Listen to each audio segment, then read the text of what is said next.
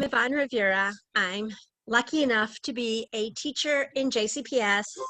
I'm a building rep for JCTA. I'm one of the founders of JCPS Leads and Kentucky Educators United.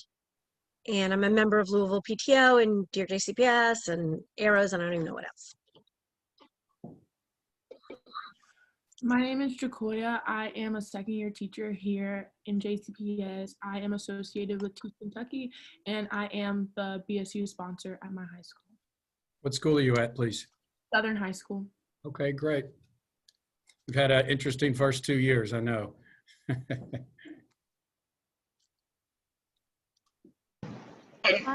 I'm Annabelle Majors, and I'm here with my friend Liv. We both go to Manual, and we're writing a story about this meeting so that we can share it with the rest of the JCPS community. Excellent. So you all, what your publication again is, give me the name. It's Manual Red Eye. It's an online Red Eye, publication. that's right. That's right. You all do good work. You really do. You're the only student newspaper who open records requests my emails. So Yeah. I find that to be impressive. You did something about a year ago that I remember. I can't remember the topic, but you all did. You wrote a great story. We did. It was like a explainer about the student backpacks. That was a big deal. Yeah, that's right. What grades are you all in? We're both seniors. Seniors. Well, I hope we can get back in school soon enough. Thank you.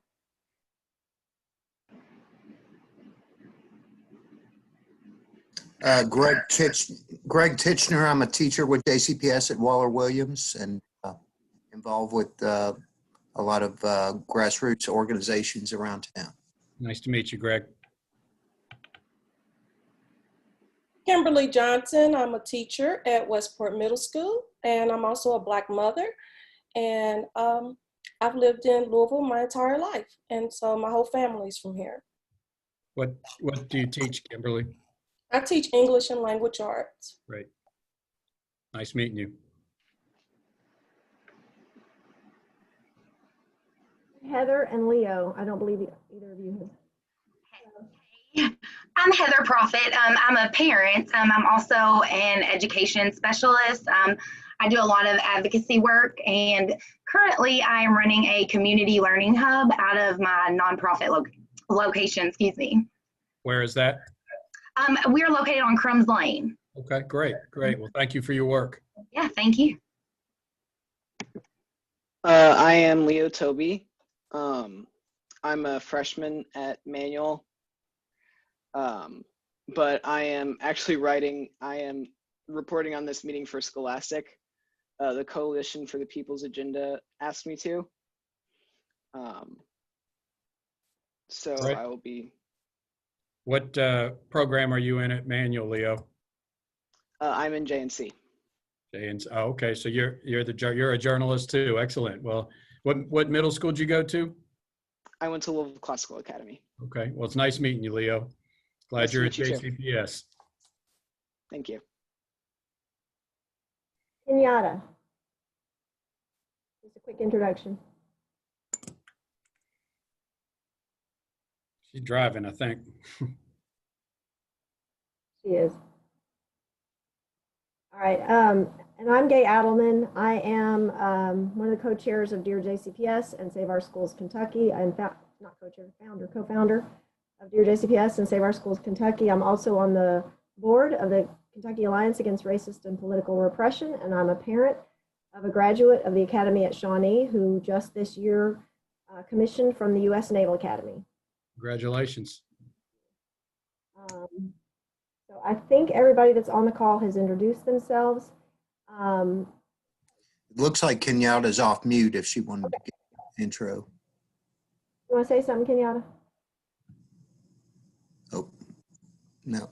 Oh, it says connecting. All right, so Dr. Pollio, what we were thinking is if your presentation to us is something that we've been able to see online or by watching board meetings and is pretty much the argument why we need the tax increase and why we should support the student assignment changes, then if you don't mind, I'd like for us to probably bypass that because we're very familiar with the arguments and unless there's something new that you want to share with us that maybe is not out in the public yet, we would like to use this time to share our concerns with you, because we have not been able to speak at a board meeting since COVID, since March. And we have some concerns that the community does not, no matter how we feel, the people on this call feel about the student assignment plan and the tax increase, we're aware that the community is not in full support of the tax increase yet. So what we've been trying to do is communicate to you the concerns that we're hearing and the suggestions and feedback and demands that are coming from the community. So Okay.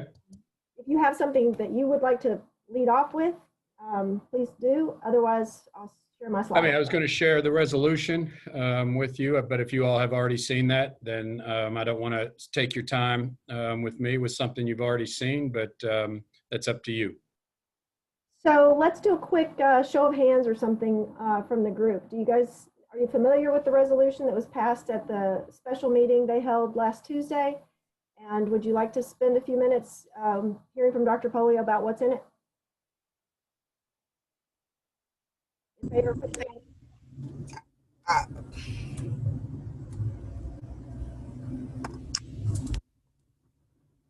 Is that, do you want me to, or I see one person, maybe Danita and Jacoya. is that yes, they want me to, or no, they already? I think that Yes, was. I want you to. You would like to hear it, Jacoya? Okay, I'll do it quick. I've got a little presentation. I won't take much time on it. But I just wanted to say, and I'm going to say this, I believe this is in 25 years of public education in JCPS, I believe this is the most important thing that can happen for the students in our school district, in our community. Simply put, money matters. Research is very clear. When you fund students, and you particularly fund students in need, outcomes change. And we want significant outcomes to change and direct dollars at certain students so that we can have different outcomes than we've ever had. Over the past 6 to 8 months, I have studied history. I've studied history of the student assignment plan. I studied the last time JCPS went down the road of asking for an additional tax. It was in 1982. It lost in May of 1982. In 1984 is when they changed to this student assignment plan, which I will tell you, this student assignment plan, I believe, is the most racist and inequitable student assignment plan that anyone could possibly have. And so we can argue a lot whether our solution is the right one. I don't think anyone could possibly argue that right now, this student assignment plan isn't the most inequitable that we have. We also acknowledge we have to provide great supports for the students of West Louisville, and that's exactly where these dollars are committed to, and that's exactly what our board, which I'll be quite honest, I didn't know if I could get a resolution through a board and have 5 people raise their hand. Chris Brady wasn't there, Linda Duncan abstained, but 501 is a huge victory for us in the fact that we stepped up and going to do this. I'm going to tell you, 2011, 2012, and 2013 in this district, Donna Hargens and the board did not take 4% each of those years, which you are legally allowed to do, and not have a referendum. To date, that has cost this district, and I shouldn't say this district, it's cost the kids of this district $350 million. And by the time we get to 2025, it will cost us $750 million. And so we need to make up for that, but we need to be very intentional about how we do it. Can you share, Gay, are you the host? Can you make me a share? I promise I'm not going to PowerPoint you long. I just want to show you exactly the buckets. We all sit and look at screens way too long these days anyway. Because it didn't give me the option to do anything else, so try that. All right, let me try this. All right.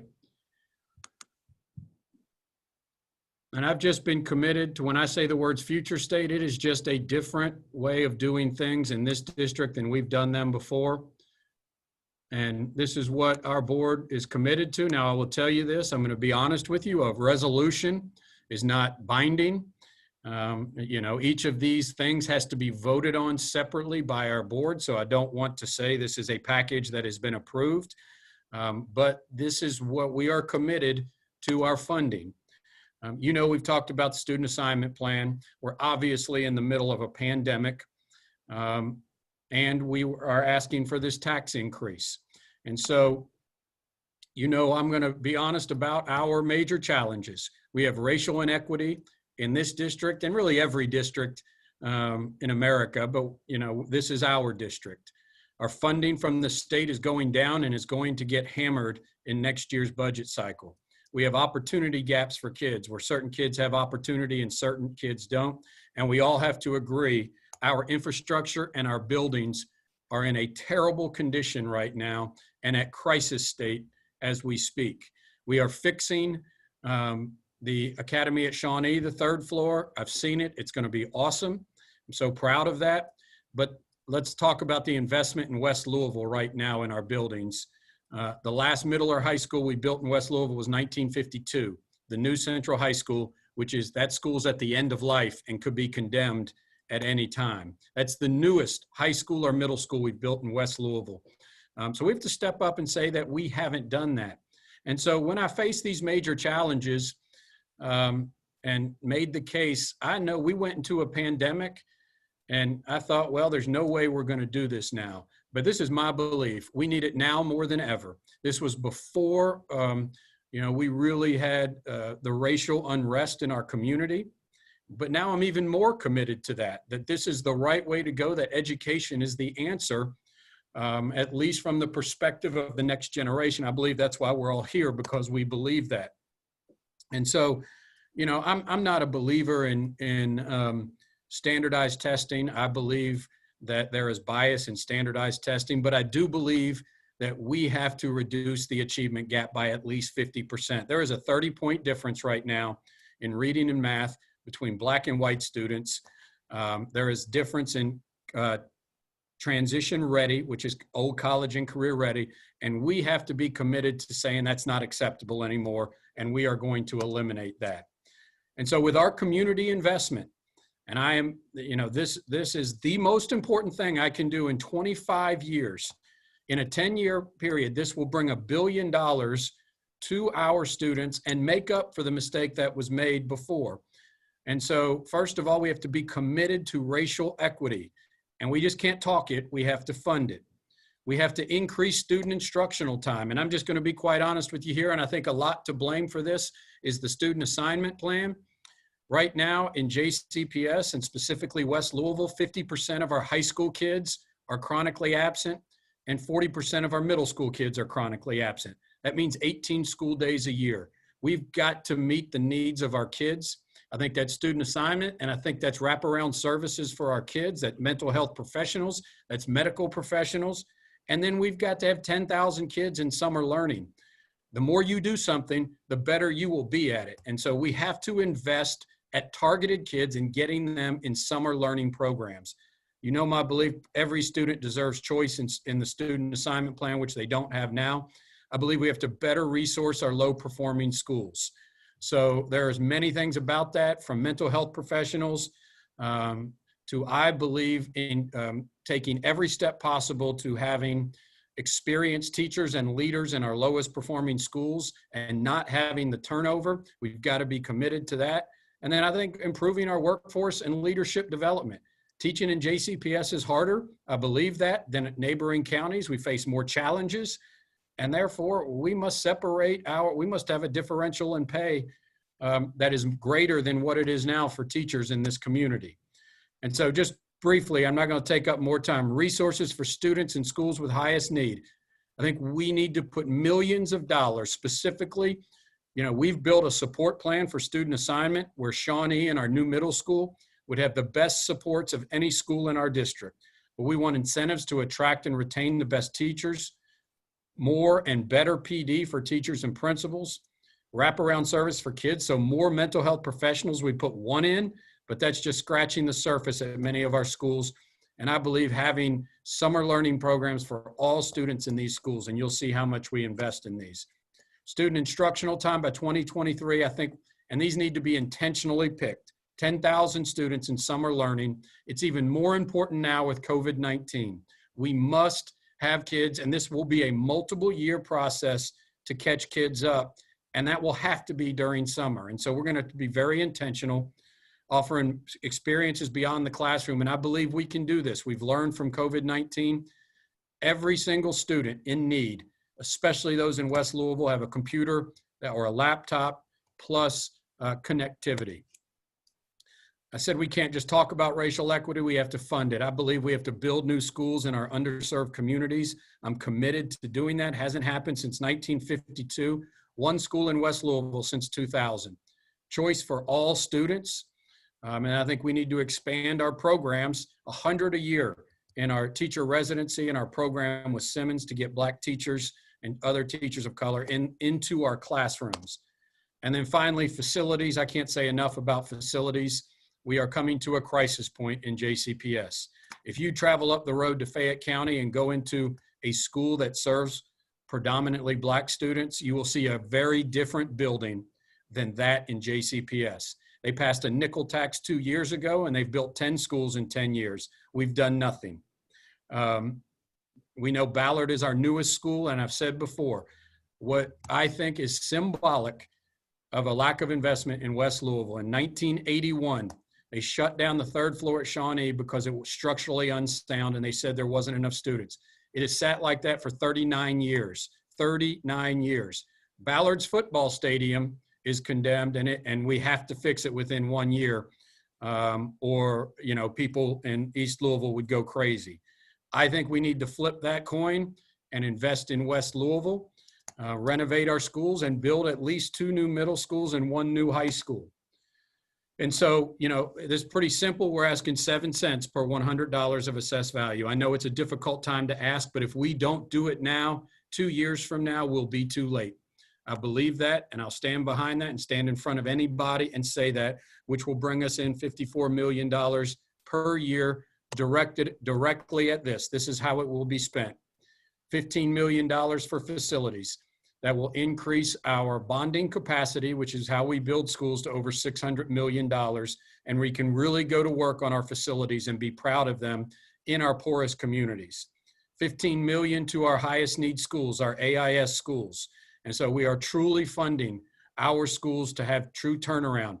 This is what they did in Miami-Dade, and now they have no failing schools in Miami-Dade. But without funding, it won't happen. That has to happen. $12 million for racial equity. So we truly fund racial equity. We just don't talk about it. And $12 million for additional instructional time, where we have 10,000 kids every summer in at least a 4-week instructional program, engaging and extending their learning so that we can catch them up. And our Board of Education passed that resolution last Thursday, September 17th. And I was very proud of that we are earmarking this, and we want the community to hold us accountable. We want to have an outward facing webpage, or so to speak, dashboard, so people can see exactly every single year where there's $54 million. I'm committed to this. It's one of the most important things I think we can do. I've been told by others, we've got to show everyone that how this impacts every community, or we won't vote for it. I'm not willing to do that.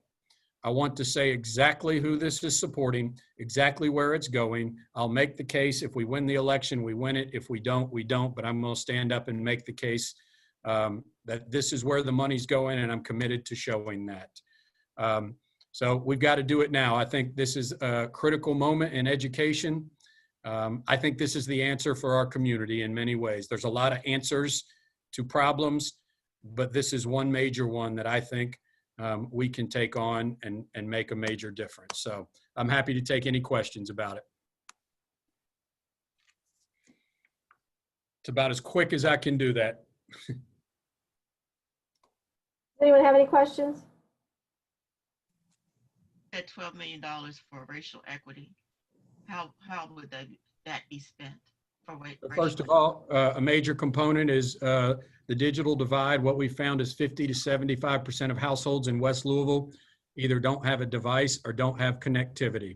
I think what I've learned out of this, that with school, we have so much opportunity to provide support to kids in a digital and virtual way outside of school. And so that's number one. Number two, I think learning hubs need to continue after. So right now we're doing it in place of school. I think we need to fund learning hubs specifically in West Louisville that are after school and on weekends. You know, I struggled my whole career as a principal to keep kids after school, either at J-Town or Doss. And it was such a struggle because taking the TARC home was difficult. The kids needed to get home, jump on the bus, they'd be home in 20 minutes, or watch a sibling. I understand that. But if we have learning hubs where we fund the learning hubs with teachers after school and weekends, kids can still go home and walk up to a community center and be in a learning hub. So bridge the digital divide, learning hubs, and then I think we need to invest significantly in our Black teacher program. So right now, our teacher residency program, we have about 50 teacher residents, 35 are Black. That costs $1.2 million a year to have that teacher residency. And what we do, we pay them to be in the classroom with a master teacher, and we give a stipend to the master teacher, and U of L pays for their one-year master's degree program. I think we need to triple the numbers in that because we are not going to change. Right now, we have 14% Black teachers in JCPS, 36% of our kids are Black. We cannot do that. So those are some of the specific things we're talking about. I don't want to say that that's it. You know, there will be a lot of conversations with board members about where that should go. Those are some of the things I've identified, but I still believe there needs to be a lot of conversation with community, with our board members. But what I want to be committed to is saying that $12 million is earmarked specifically. It has to show that it's reducing the achievement gap. Any other questions? I have a couple of questions. Yes, ma'am. Well, you mentioned that Ballard High School is the newest school. Do you mean the newest high school? Yes, ma'am. I'm sorry. The newest high school, 52 years ago it was built. We've built one school in the past decade. That was Norton Commons Elementary out in far east Louisville. That's the one school we've built since 2010. That was probably approved for being built in 2006 or 7. So really since that time, we've not broken ground on any school building. And at the same time, Fayette County has built a dozen schools by the time we build our next one. Okay, and then I have some other questions. You mentioned several things about like increasing the equity for Black students. What I found in my experience is a lot of Black students don't feel like they belong at school. Correct. And so what has been done to increase culturally relevant instruction and also with counselors, culturally relevant counseling? Because if I don't feel like I belong in a place or if I feel dehumanized, then I'm not coming. I don't care what kind of buildings come up and what kind of technology is there. I'm not going to participate. And so I guess I'll stop there. So what's been done, because I know we have PDs and I've been a part of those PDs, but it just seems like to me that once the PD is over and you get your PD credit and you check off, yes, I've attended that PD, then nothing else occurs after that. So the PD was not affected. Yeah, I mean, you know, a lot of it, so I don't want to put it all on schools, but, you know, I mean, schools need to have a comprehensive plan of professional development. All too often it's a smorgasbord of PD, like pick this one now, pick this one. I mean, if culturally relevant teaching should be a focus, if racial equity should be a focus, you get a training in the summer and it should be going on all year long. It shouldn't be a smorgasbord. Now, in this, we are putting, you know, that we will earmark, I believe, a great deal of dollars to racial equity, professional development. But I'm going to tell you, it's hard. You know, just the beating I took last week over, anybody see that book that was read in elementary school? Something happened in our, and I, you know, I didn't even know, you know, I mean, until that night and everyone blows up about it. So I came in the next morning and I said, let me see the book. And I read it and I was like, I don't understand what's wrong with this. And So we had to decide at that point, we can't just talk racial equity. The first time the conversation gets hard, we have to be willing to say, all right, I'm sorry, this is what we are doing. But you would not believe the hate emails, that the lack of civility right now in our country is disturbing.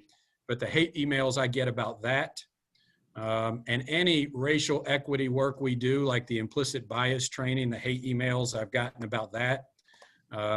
It's disturbing to me, but it takes courage. And it does. You are exactly right. It should not be one-off professional development. So I couldn't agree more. I think we got to continue to work with our schools on it. They should have a focus and train and drill that all year long. And every faculty meeting, every professional development, everything should have some part of that being about what that central component is.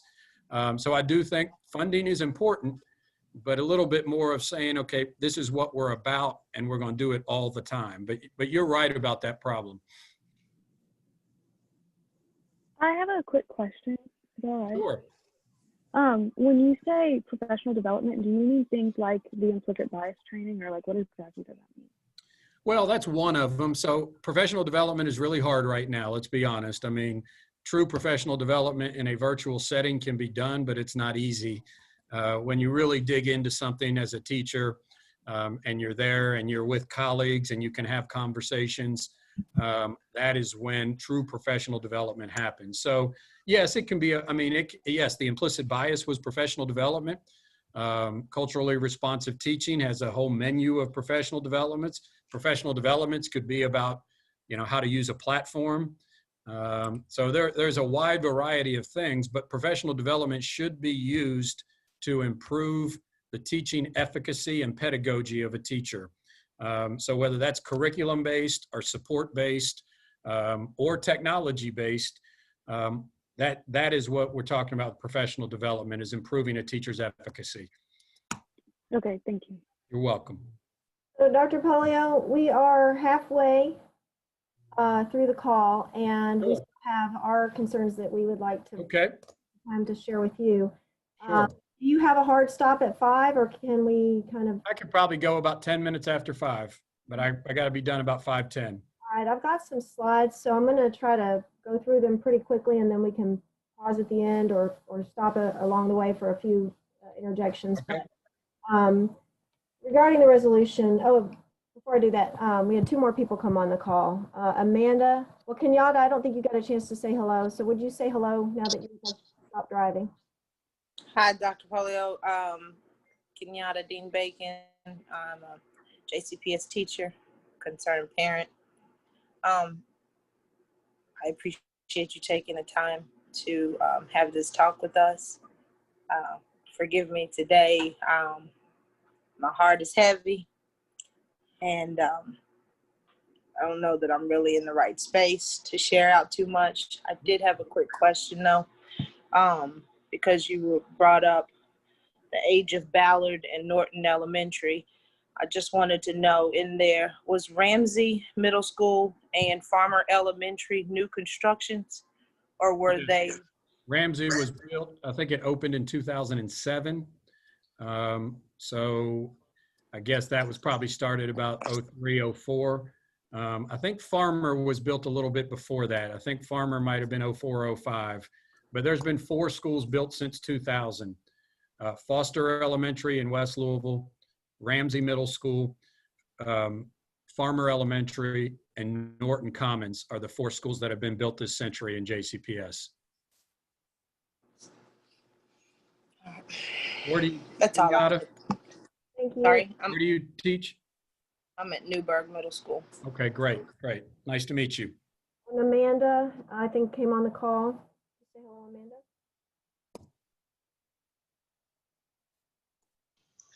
Hi, sorry I was a little bit late. I got stuck in traffic coming off of downtown, and that was a little messy. So, Hi, Amanda. JCPS parent. Nice to meet you. Hi. All right, so regarding the resolution, I have a couple more questions. When did the idea to introduce a resolution via the board come to you? I think we talked about it about 2 weeks ago when you know, there was a lot of questions about how the money's going to be spent, and that if, you know, we want support for it, that was a main concern, that the money was not going to be spent for the right students at the right places at the right time. And so our board really wanted to be committed to telling the community where that's going to be spent. So probably 2 weeks ago, Gay. And how often do you pass resolutions? Is that a common thing?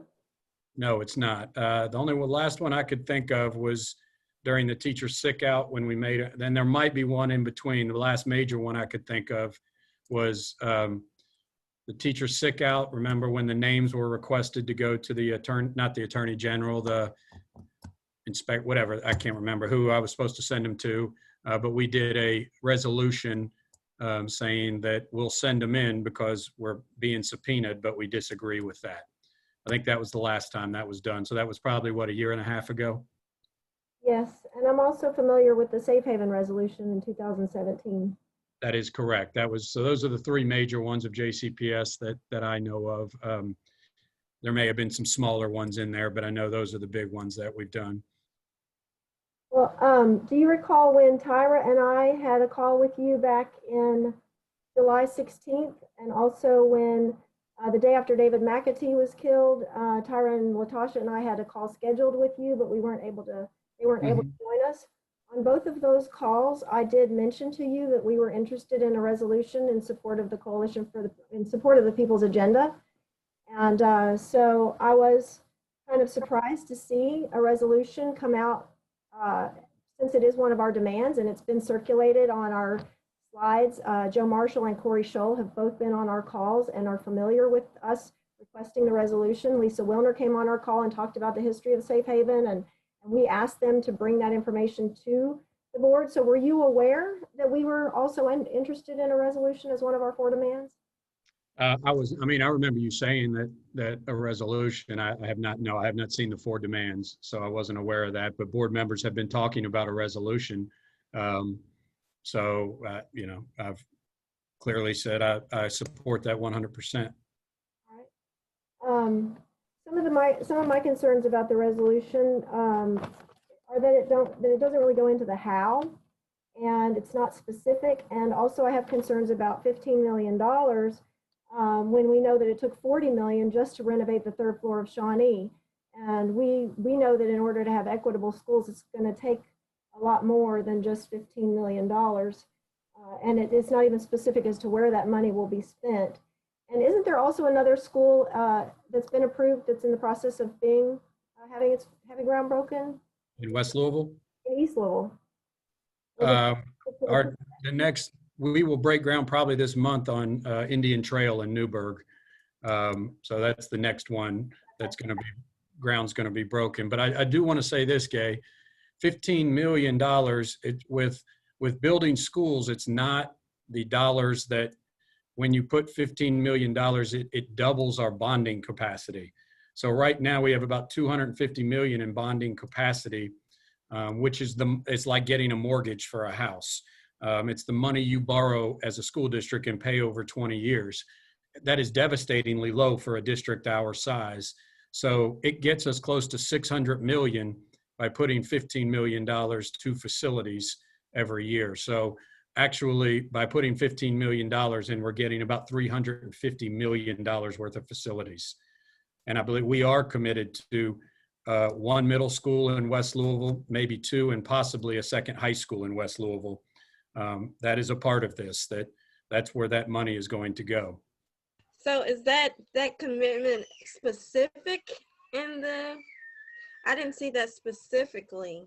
Like, it's just like right now, the season that we're in, we just want things to be where, I know you say that it can't exclusively be in black and white, but you know, we've been told things and then it goes back on it. So it would make the community, my community, more comfortable with being more supportive to JCPS if we see that.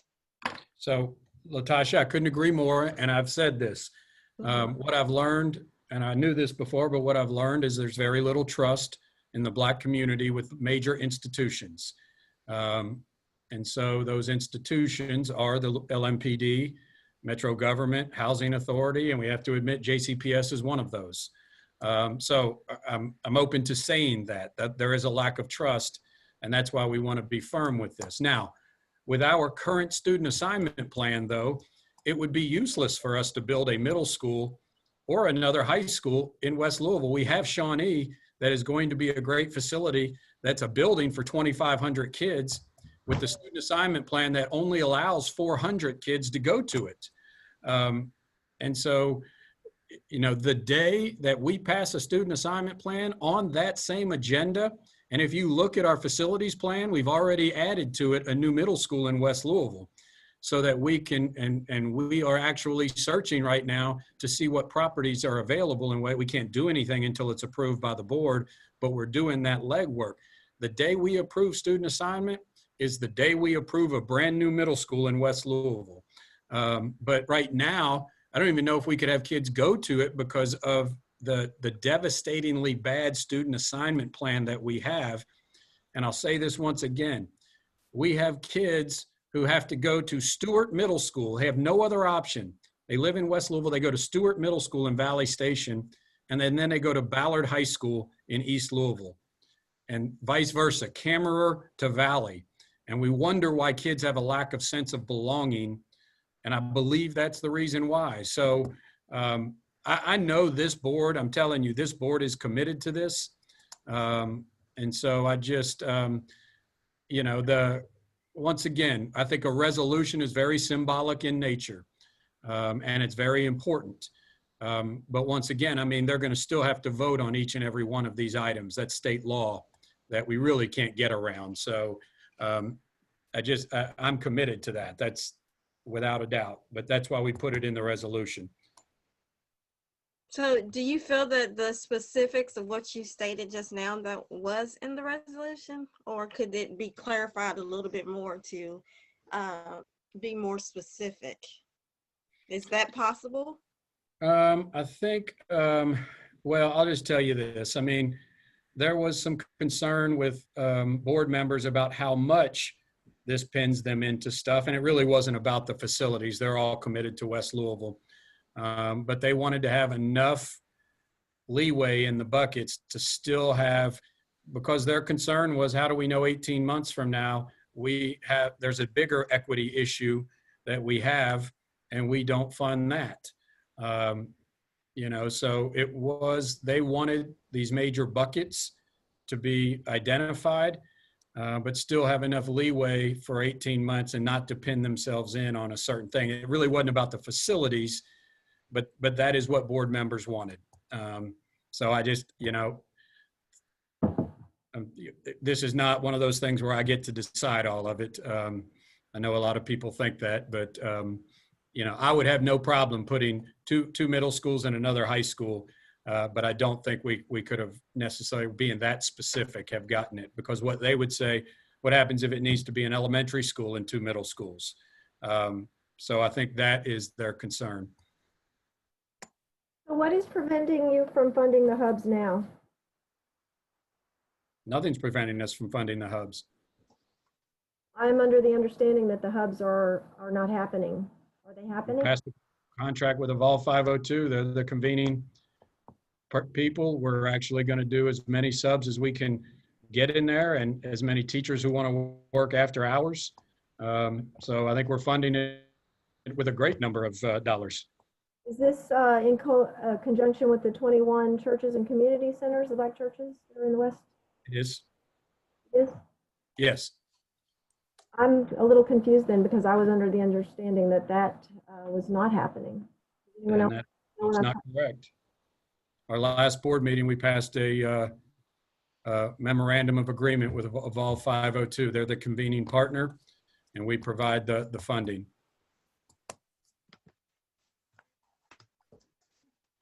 So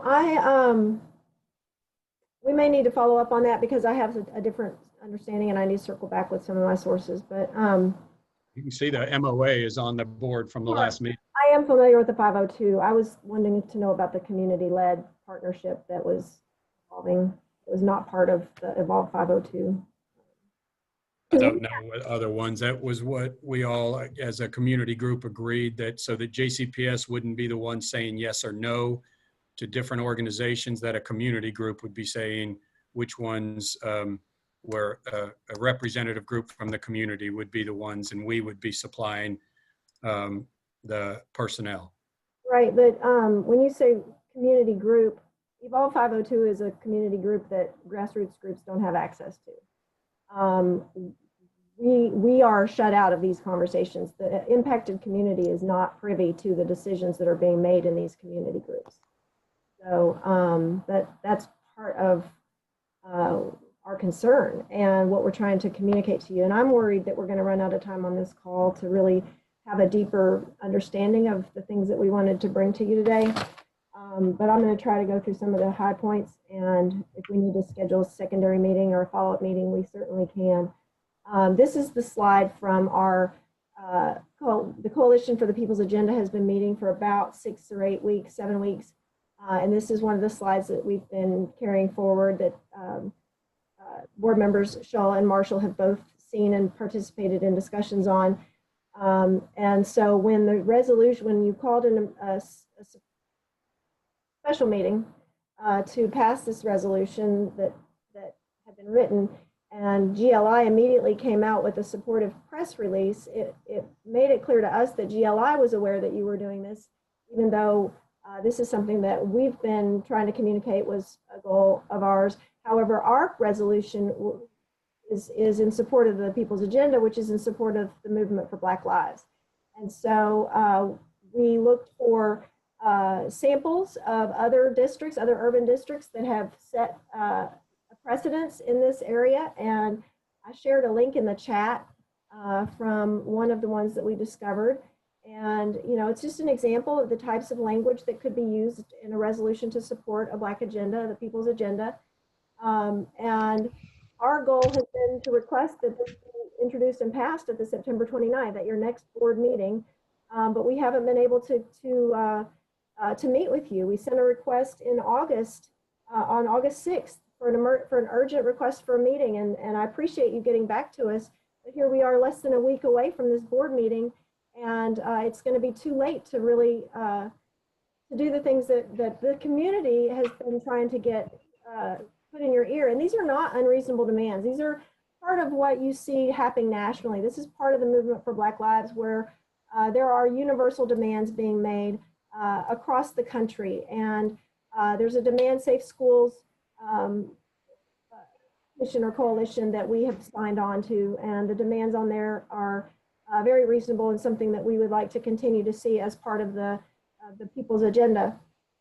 So that is still going to be one of our requests, is that the district pass a resolution in support of the People's Agenda. And so if you'd like to explore that with us further, we would love to set up a separate time to discuss what that might look like.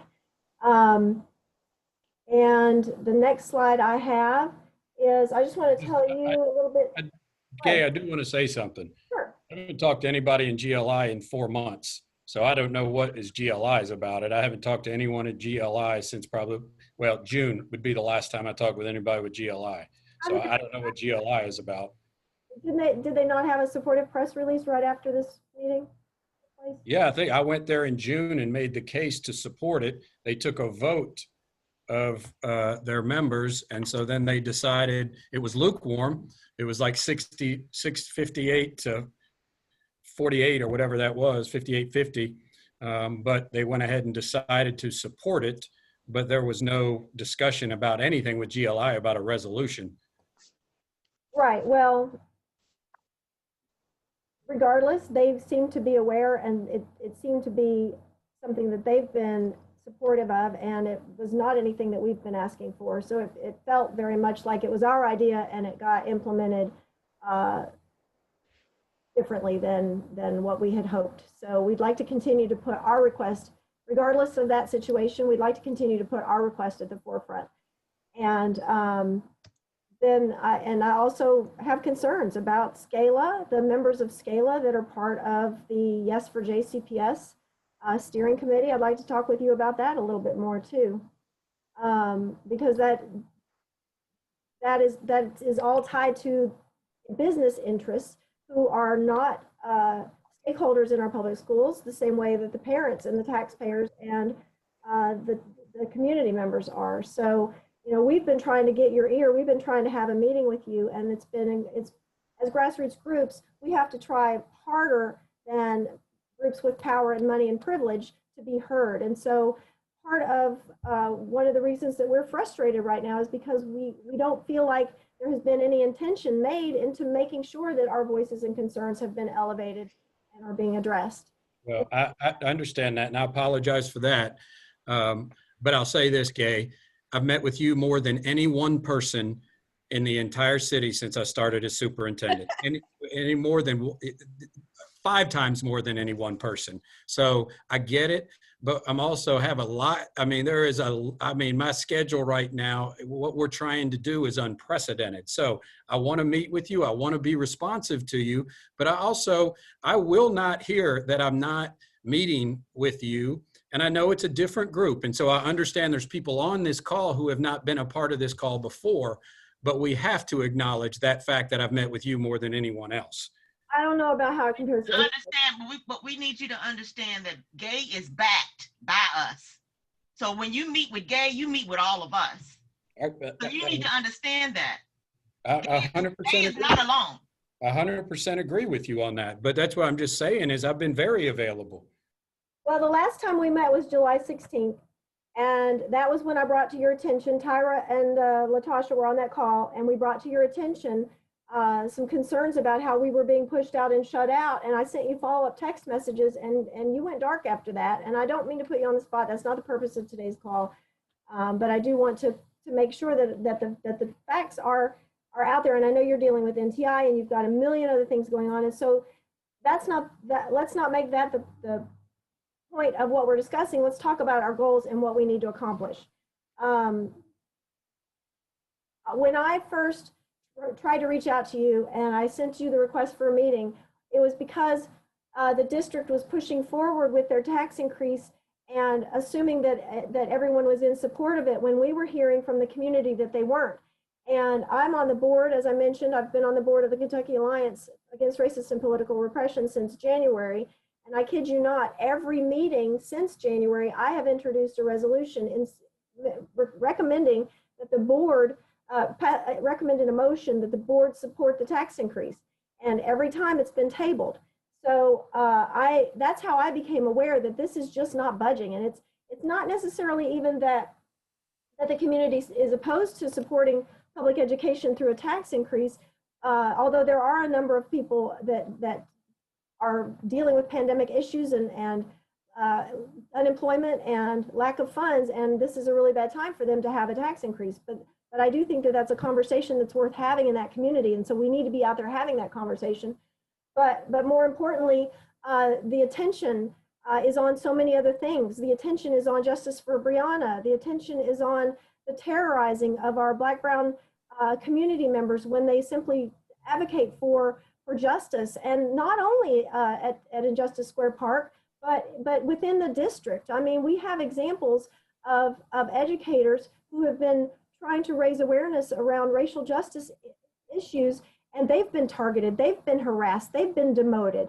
So these are all things that we've been trying to bring to your attention, and I've tried to go through normal channels as you recommended. I went to Jody Rind, like you suggested, and we hit a brick wall with her. And so I have some slides here that go into more detail about where we're hitting roadblocks, because without dismantling these roadblocks, we're never going to get anywhere.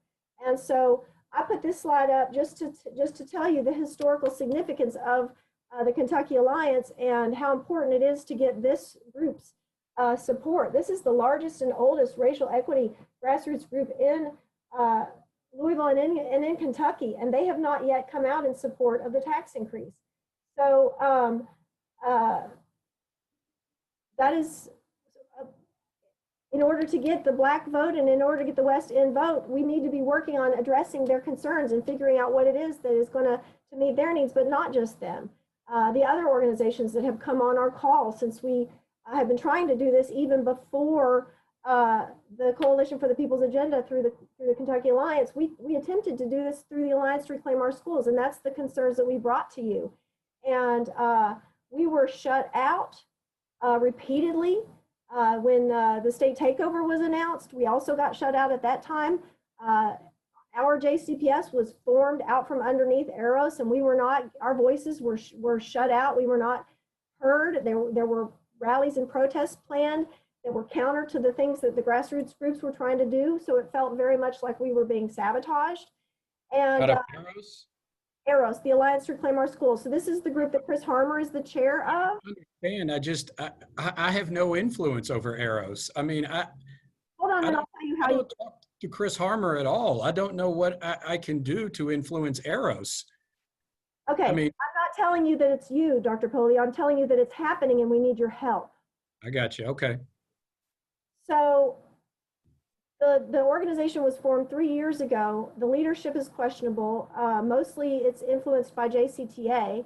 And so you do have JCTA playing a great deal of influence. They're also, Brent McKim is also one of your steering committee members that is part of the 501c4 that you just launched, that is being led by the same entity that is the same board members that are also leading the 501c, the foundation, so 501c3.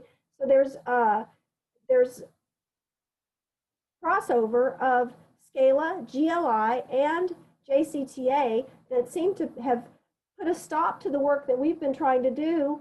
And they intentionally came to our meetings and told us to wait. Chris Harmer arranged that meeting where you came and explained what was going on, and that was tied to why we were waiting. We were told to wait. And so if the district wants to wait and lay low on the tax increase message, that's fine, but we didn't want to. And so then when we couldn't make it happen within Eros, even though a quorum had agreed to move forward, one person was able to derail that, not once but twice. We went around, and then a hateful and mischaracterization email was sent around, halting us again. And then somehow Chris Harmer, who was that sent by? Chris Harmer, the chair of the Alliance to Reclaim Our Schools, and he's been chair for 3 years, and there's never been any elections. Like, we don't really know how to get. Louisville PTO tried to join Eros, and they wouldn't let her. They discredited Latasha's organization and said that it was Dear JCPS originated. They tried to make it sound like because it hadn't been in existence for a long time or didn't have capacity. There were all these barriers for her when Louisville PTO definitely should have been the type of organization that had a seat at Eros. And so we went outside of Eros and we started our own Stand with JCPS coalition. And he actually sent an email around to those organizations telling them not to join on, not to sign on. Like, the number of attempts that have been made to prevent us from getting any traction with our own messaging and communication channels and support have been derailed. And JCTA is sitting at the table at Eros and able to be one voice that somehow has unilateral capacity to vote, but then they also got put on your steering committee. So they've got all these seats at all these tables, and the real authentic grassroots groups are being left behind. So that is problematic. Go ahead. Just really quickly address the steering committee. You know, and I have a lot of respect for the chair, Alice Houston. She is one of the most respected women in the entire community. I asked her to lead it. From that point on, it's an independent organization. I attend meetings every once in a while so that I can help them out. But you know, they're open arms and asking people to be a part of that group. So Audwin Helton is another one that I have deep respect for. He has been committed to JCPS for many years. So, you know, it's hard for me to say whether, you know, who should be at that table or not. I mean, they're the ones that are raising money for the campaign. So I'm not telling them who it. We were, Dr. Pollio, we were raising money for a campaign. We have our own proposal and our own direction that we've been trying to go. I mean, I think multiple people can. So I just want to say this. This is my belief. I believe for us to be successful, we have to have all kinds of people at all kinds of groups. And if GLI wants to support us, I'm behind it. You know, if PTA, PTO, Dear JCPS want to support it, I think that's how you win this thing. You have to have a wide variety of people supporting it. So I agree with you, Gay. I don't disagree with that at all. But what she's saying is we're being shut out. Actively, So I guess hostily, with mischaracterizations and attacks. So tell me how I can help. I don't know how I can help with Eros. I really don't, but tell me how I can help. Well, Chris Harmer got a meeting with the consulting firm. We've been asking for a meeting with the consulting firm, and then he comes on the call that you hosted and says, well, when I met with the consulting firm, and we were all gasping because we're like, how did that even happen? Because he knew we wanted to be heard. And we told him we didn't feel like he was conveying our concerns adequately, and how do we get him replaced? And he said, I'll have to look into that. Like, we don't even know how to do elections in Eros because there's no real bylaws.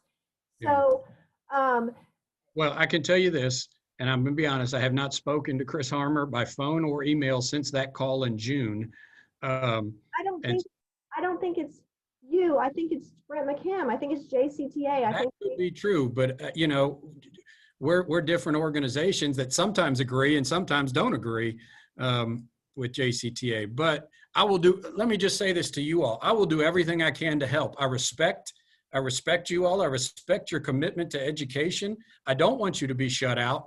I'll do what I can to help with that, and I'm happy to help with that if I can. But you know, I'm willing to help in any way I can.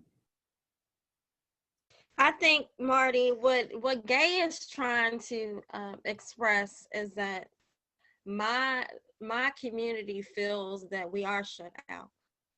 That just like that we just don't get the resources or the opportunity to be at the table. We always have to create our own tables, and then when the table is created, we still are shut out. Or it's just one and done. So it has to be a thing. It has to be more inclusive. Like, you have to be a part of creating the change because you are the head of JCPS, and we need people that are going to pull us into the table, pull us into situations, and understand that we, the grassroots organizations that are actually in the community, we're not at the tables. We're not the heads of the big organizations or the corporate companies. We are the people that have the limited funds, the limited resources, but our passion, and we want change for our kids. But it has to be people that want to make us more inclusive and pull us in.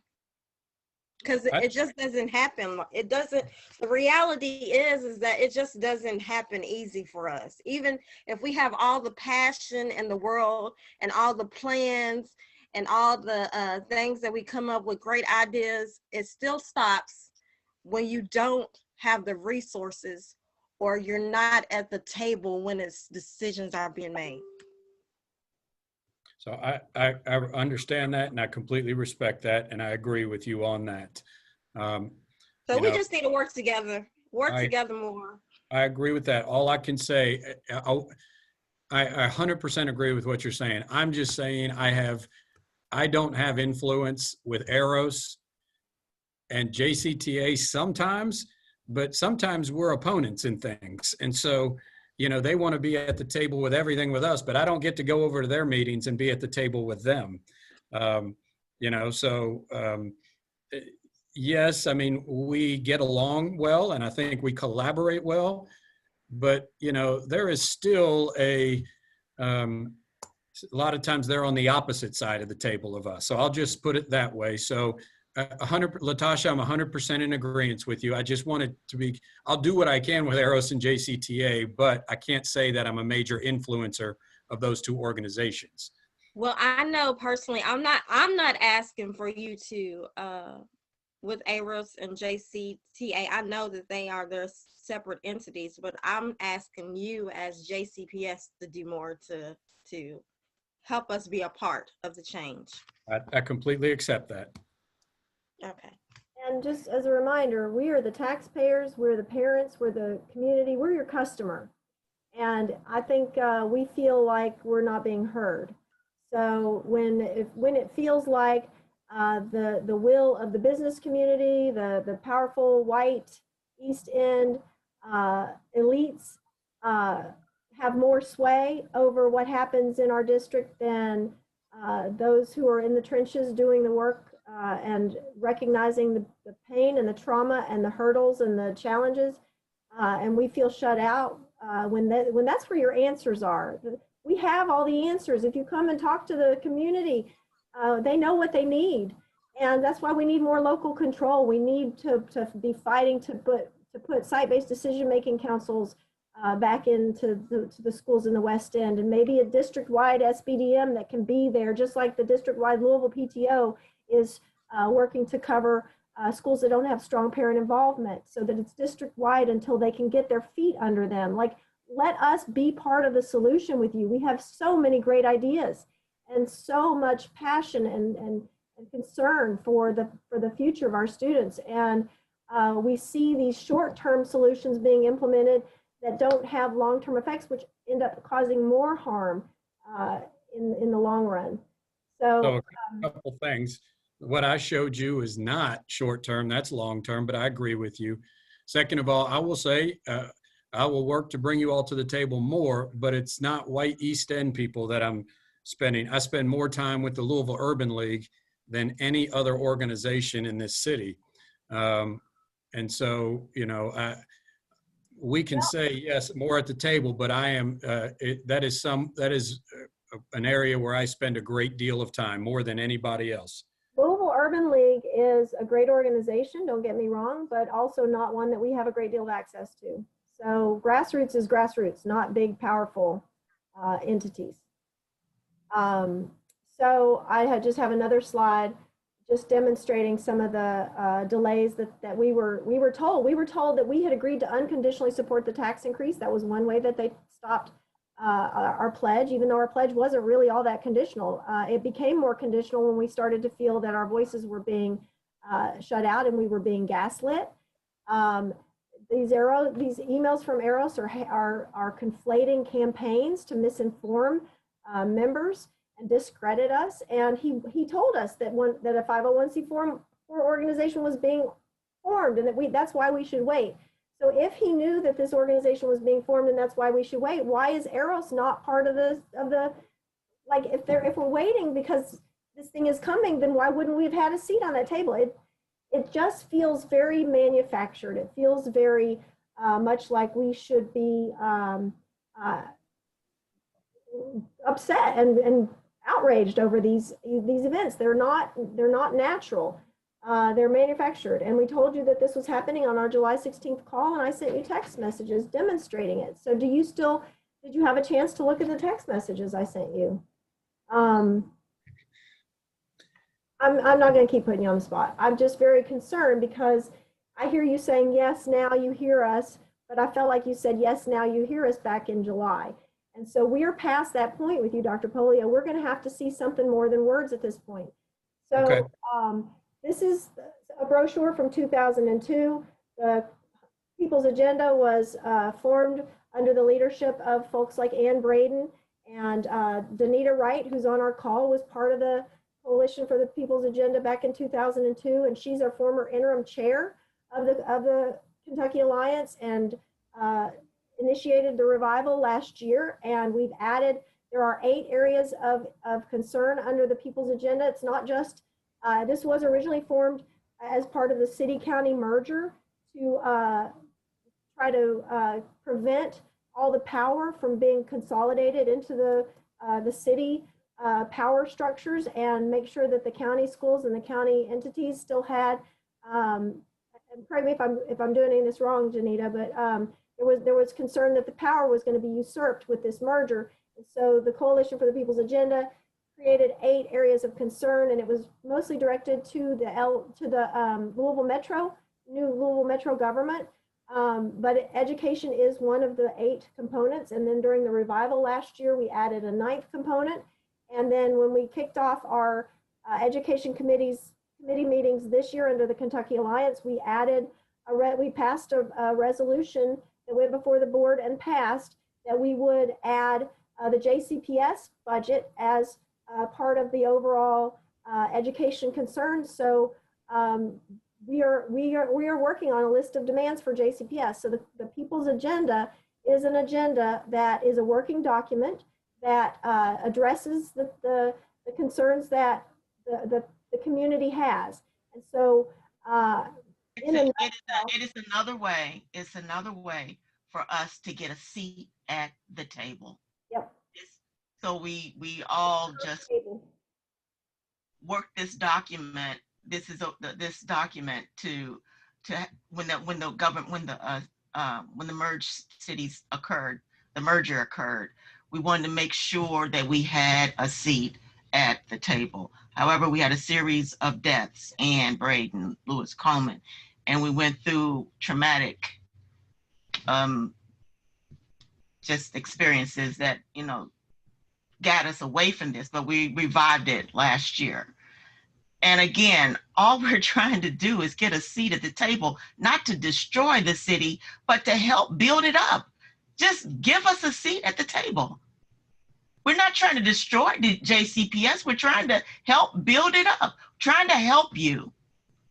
And I was going to say, when we form like yes to JCPS and we go after the people that can raise the most funds and then put them in charge of assigning who's going to be part of that board, unless we're making some demands intentionally to include grassroots organizations, we find ourselves yet again not at the table. Exactly. And we've asked for introductions to those players that have the money. We have some really great ideas. We have some really powerful influencers in this community that would get right on board with a lot of this stuff, and we just need to make some introductions and I mean, I can do that. I can do that. Like, said that though. I don't mean to be disrespectful, Dr. Pollio, but you've said that. But Gay, that's not my organization. I don't run that organization. Okay, they're making, right now, they're probably making decisions independently of me. Technically, I'm not supposed to be a part of that. I donated to it, but I'm not supposed to be a part of it because I'm an employee of JCPS. So, I mean, I understand, but I feel like that everything, all the frustration is put on me from Eros, JCTA, yes for JCPS. So I want to bring you to the table that I'm sitting at, but I also remember this, I've got 7 board members that sometimes do what I like and sometimes don't do. And so, I mean, that's the real table where the decision gets made. So I do what I can, but I also feel like, some of these things are outside of my purview. All right, well, we want you to be aware so that maybe you can run interference, because it's an unfair situation. All the money and power is being taken up, taking up all the seats, and the impacted community is not being heard or seen, and their needs are not being met. People are not only being left behind in their education, but our mothers, our Black mothers, are in pain. Their children are being left behind. Their children are being fed to the pipeline to prison. They're being targeted by police in schools. They're being fed racist curriculum and subjected to high stakes tests that are harmful. And then their schools and their communities are labeled and punished. And you mentioned, you acknowledged that the student assignment plan is racist. And yet the proposed changes really don't do anything to dismantle the structurally racist piece of it. It is an improvement, but my concern too is if the community is giving up some of the leverage by going to the dual resides option without getting something equivalent in return, and it's a slippery slope that could lead to resegregated schools. And in fact, we have resegregated schools. We're not even staying true to the goals that were set forth in 2008 when the student assignment plan was drastically revised after the Supreme Court case. So I know you're going to have to jump off soon, and I'm going to jump down to, I'm just going to go through these slides really quick because I want you to see how much information that we've been trying to share with you over the past several months. We can't speak at board meetings. We haven't been able to get a meeting. This is what our current student assignment plan looks like. It's inequitable. This is what it might look like if it were equal. We're not even to equal because we don't have quality schools in the West End. And just because you build quality schools doesn't mean they're going to come. We need the programs. We need the innovation that attracts families like mine from the East End to the West End. We have to do things that make our schools desegregated because we've created the magnets. The magnets need to work the way that they're intended and be magnetic and draw people to the schools that are struggling. And this is what it might look like if we were equitable, having more, the same if not more families sending their kids from outside of the West End into the West End. And so we're not even having these types of conversations. This is the kind of conversation that PTA would be willing to partner with you. I've talked to Carla Robinson, and I know PTA would be willing to partner with you to communicate the inequities that exist in the district and help get families on board. So I've requested that you reach out to PTA and try to schedule times to talk to the presidents and do some kind of presentation. We have a presentation called In Their Shoes that we tried to present in James Craig's district last November. Greg, Yvonne, and I spent a rainy Saturday at Starbucks putting together the topics and the graphics and the messaging, and we had a postcard ready. And again, that's another example of something that Chris Harmer and JCTA managed to derail and gave James Craig the impression that we weren't ready when in fact we were. And these are the types of things that we're missing opportunities to get in. We have a great story. We have an amazing story to tell. We need to get out in the community and explain to families why we need this tax increase and why we need to make major adjustments to student assignment and convince people that this is the right thing to do, not just try to sweep it under the rug and maybe even challenge it in court so that it passes even if it fails at the ballot box, which is another PR disaster if that happens. You need our support. You need us out there helping you tell this story. And when we get the tax increase, when it passes, everybody's on board because they've all heard the story now and they've all bought into it. And we're missing these opportunities to have meaningful conversations. So flipping the script for equity is one of our 4 demands. We have EARN. We want you to earn the people's vote. So E is the evaluation. We want an evaluation. We want a REAP done on the current student assignment plan in its entirety. And I know you said at the September 1st board meeting that one had been done, but I've done 2 separate open records requests. Both of them have come back and said that there isn't one. So I'm not. Those are part of our task force meetings on student assignment were the REAPs. I understand those were REAPs for the proposed changes, though. We need to know, we need a baseline. Well, Dr. Pollio, you need to talk to your open records attorney because she's told me twice. And we still want to see it. So PTA asked for a live presentation. Carla Robinson and the 15th District PTA asked for a live presentation of the REAP so that the community can see how you came to your analysis. So even if it does exist, we still haven't seen it. We still don't know what it says. And that needs to happen before you vote. If you're planning, are you planning to vote on September 29th for the student assignment plan? No. Okay, so that's been postponed a little bit more. We have a little bit more time. I've decided that student assignment is too important. I don't want unintended consequences. So until I feel like we have support, I'll keep selling it. Which I'm making the rounds now again. And whenever we feel comfortable that we've had enough conversation, then I'll take it to the board, but not until then. So are there people opposed to the dual resides idea? This is every feedback I get, Gay, is this when I talk student assignment. Okay, thank you for showing us how inequitable our current student assignment plan is and why it's so bad. Clearly, you can see that it's redlined. Shawnee couldn't have students, even if they wanted them by that map. But thank you for showing us that we agree with you. Your idea is a good idea, but how are you going to make these schools an attractive option for families of West Louisville? So that is now we've put together a support plan for the proposed new middle school and academy at Shawnee. that would show how they're going to be a viable option for families. So, you know, we're starting to make the rounds again to talk about that out in the community. Obviously, out in the community means like this, virtual, which makes it a little bit harder. It does. You're not in person talking to people. But no, I'm just not going to take it. And it's too important. I look back at the decision made in 1984, and I'm going to tell you all this. I've read the history of this. The racist undertones in 1984, when they made white students stop busing and black students being the only one. And here's what they did. No one knows this, that DuPont Manual and Central were chips thrown in at the end because they were essentially all black schools at the time. DuPont Manual was almost an all black school at the time. They were thrown in at the end and were called voluntary busing. So the district put them as voluntary busing and made them magnet schools so that when white kids went to them from East Louisville, they could say, oh, we're still busing 30% white kids and 70% black kids.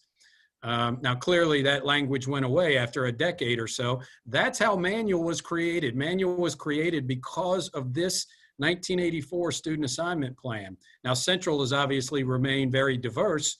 Manual is not. So that's a part of the student assignment plan too. But anyway, I just threw that in because, you know, studying the history of this and how it has all come to be, I don't want to be 20 years from now someone who looks back and says, what was he thinking, the unintended consequences that occurred from this. But I'm telling you this also about this student assignment plan. When you look at the feeder patterns that a kid has to go to from West Louisville, and their only option is to Ramsey Middle School at Gene Snyder and Billtown Road. I mean, and we wonder why they are missing school if they miss the bus. Then you would think, okay, their high school must be J-Town. Nope, their high school is Doss. Like, what kind of sense, why would we expect to have any sense of belonging when a kid is going from the West End to Ramsey and then to Doss? So that's what I hear, Gay, is, and so I know we're not there yet, and we're still willing to work, but you know, if it's January when I put it in front of the board, it's January. I am going to get something in front of the board to get rid of this, but I'm not going to do it until we feel like it has been vetted and we feel comfortable with it. Things are hard right now with virtual and with NTI. So we'll just keep plugging away at it until we get to the point where we feel, and you all feel like you're comfortable with it. I appreciate that. Like I said, this is the E in EARN, the evaluation. At the bottom of the slide, I have an example of how this might carry forward to the resolution as well, because having a goal where the district strives to have all of its schools come within plus or minus 15% of the overall district demographics, so that you don't end up with a high saturation level of poverty or minority or disability, you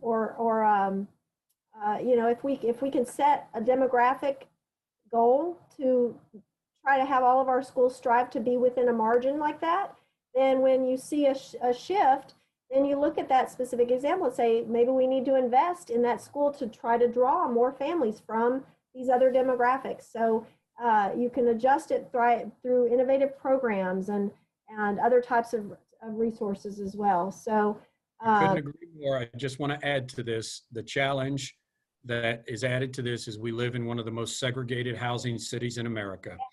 And East End parents, you're an outlier, Gay, but most East End parents will send their kid to the West End if it's an exclusive school like Brandeis Elementary. I don't think everybody is like me for sure, but it doesn't take everybody. If just 10% or 5%, you know, just I agree with that. And planting the seed and having a dual resides that goes both ways. Like my son lived in the Eastern school district. If he woke up and saw that he had Eastern and Shawnee as his choices, it might plant a seed. So we also want dual resides for everyone. Everyone in the East End and the South End and wherever else should also have a West End option, because it might just be 3 or 4 more students that, you know, kind of starts that. And then once you get students down there, then they tell their friends and you know, people realize that they were misinformed but we're not having the conversation. So that's the first thing that needs to happen, is we have to start talking about it and start doing things to get people to get outside of their comfort zones. And if I can interject something very quickly, because I know everyone's pressed for time. I got about I 4 didn't minutes. realize we've already done it once. You're the one who've opened my eyes. We did it with Manual. That school was almost exclusively African American, and you built something that made white kids come. What do you Maybe- think that was, Yvonne? Well, they had, who doesn't want to be at the school that made famous and fame? Well, all I'll say is this. Listen, I'm sure you all have listened to that podcast, Nice White Parents. But it is wanted because it's exclusive. If I put a resides in Manual, like if I drew a line around Manual and put a resides in, all of a sudden you wouldn't be so, people wouldn't want to go there so much. And that's unfortunately an unfortunate reality of our community, population, nation. And the underbelly of that is racism. I believe that. So that doesn't mean we can't do it, but I just want to say that. And that's why the teachable moments that we're doing is so important. There's so much we still need to talk to you about, Dr. Pollio. Maybe we do need to get our next meeting. Here's some examples of the high correlation with poverty and race. And we need to be doing things to restore power to these schools, but also knowing, like the REAP needs to include the extent of the booster support and the volunteer hours and the ability for PTA to fundraise and whether or not they have SBDMs, and you see the correlation. A lot of our West End schools have lost their site-based decision-making councils. You see a lot of our students that are in alternative schools are coming out of the West End because we put them in a situation that is not supporting their learning needs. So could you forward up real quick back to the PTA? I agree with you. I just want to highlight one thing. Yes. With our current student assignment plan. Right now, kids in West Louisville, one of the highest poverty areas in the city, are bused to Iroquois, Doss, Valley, Wagner, Fairdale, all of those. So kids leave their community. And when we first started, it was to go to a non-Title I school. Now, almost every one of our reside school is a Title I school. So we are busing kids from a poor community to Doss who has no PTA cash on hand. So, I mean, I only say that. I just wanted to highlight we have some really great ideas. I'm happy to, but I wanted to make that a point of the student assignment plan. Well, yes, and yes, it's a longer conversation. Let me stop on this slide real quick. Since you're possibly postponing the decision, this is something you could do right away, and that's remove the application barrier. If a student lives in the West End, they shouldn't have to meet the minimum requirements to apply to attend the school closest to their home. If you could remove that, but make sure you provide the supports too. So if you have a higher when you have students choosing the school closest to their home, you're going to have a higher concentration of all the things that need extra support. So just simply allowing a student to choose the school closest to their home without providing the supports and resources and smaller class sizes and mental health counselors and trauma-informed care and everything. Isn't that what I'm doing? I mean, essentially, I'm removing any of the barrier from a student from West Louisville wanting to attend the school close to their home. Yes, I've been asking for this for a while now, and you could still go ahead and do this one thing though without even implementing the dual resides. You could just go ahead and remove this application barrier. Okay, I think that's what I think we're doing the exact same thing. I think it just is a more comprehensive view of it and change, but I think we are saying the exact same thing. Right, but it shouldn't take 2.5 years worth of committee work and a board I mean, this is a no-brainer in my opinion. This is a barrier. When you identify a racial barrier, it should be eliminated as quickly as possible. So I feel like this is a little bit different than dual resides because dual resides is more comprehensive and it has more of a presentation to it. This doesn't require a presentation, it's just a barrier that needs to be removed. So I see it. Well, just know that we still get you're resegregating schools again. So, I mean, that's no different. We're accomplishing the same thing. You're just doing it a different way. Oh, that's back to the resolution that we were going to talk about is how we keep from, we want desegregated schools, but we don't want it to be on the backs of our West End families. Let's figure out what we need to do to flip the script and make it more equitable. I disagree with you at all. Pardon? I said I don't disagree with you at all. So I know you got to go. In a recap, here's EARN, evaluate the current student assignment plan. We want an anti-racist budget for the A, which is the invest divest conversation. We want a resolution to support the people's agenda. We wanted it by the September 29th board meeting. October 13th is the deadline for ballots and people starting to vote. So that's our real deadline. Right now, as of right now, the Kentucky Alliance and other organizations have not come out in support of the tax increase. So we're on a red. If you saw the chart that I showed earlier, we're still going to be a red. And until we feel that the district is working in good faith and starts to demonstrate, we need more than words. We need to see some of these demands being addressed. Then we might be able to bring forward some support for the tax increase. But right now, the coalition is on a not until. You know, we don't support the tax increase until certain things happen. And there are members of our coalition who are not only neutral or no, but actually are adamant enough that change needs to happen, that they're willing to campaign against it. And so I don't think you want to see that happen. I didn't mean that to sound like a threat. It's more of a warning. These are things that I'm hearing. These are things that I'm observing. I've been accused of drumming up anti-tax increase messaging, and that's not the case at all. I'm simply amplifying these voices because we're losing them. The black vote is a very important vote. West Louisville is a very important voting block, and they know that the alliance has not come out in support, and they will turn out and vote against it if they feel that they're not being negotiated with in good faith. And so we're here. We're your ally. We're here to bring you this warning and this concern and say, let us help you. Help us help you in doing what we need to do to encourage people to come out in support of this tax increase.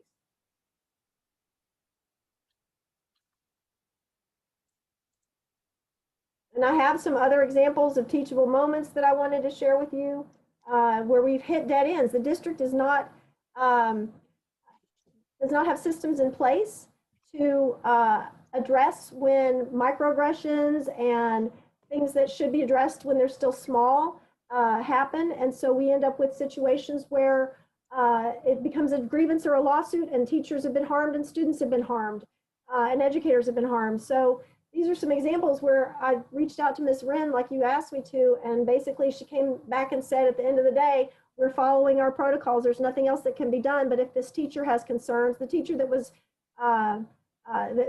sent a harassing text message, it's up to her to go to her principal and go to JCTA. But if it's already been demonstrated in that school that the principal and JCTA are on the other team essentially, and she'll just end up getting targeted too, what options does she have? So we need you to sit down and talk to us about some of these concerns and how the policies maybe need to be modified or some other protocols in place to make it possible to keep these students safe, because we shouldn't be relying on this teacher that received a harassing email or text message to do something, because at the end of the day, it's the students that we want to keep safe. Hey, will you send me all of these? I need to know what, I don't have what your, the things you are saying about the resolution.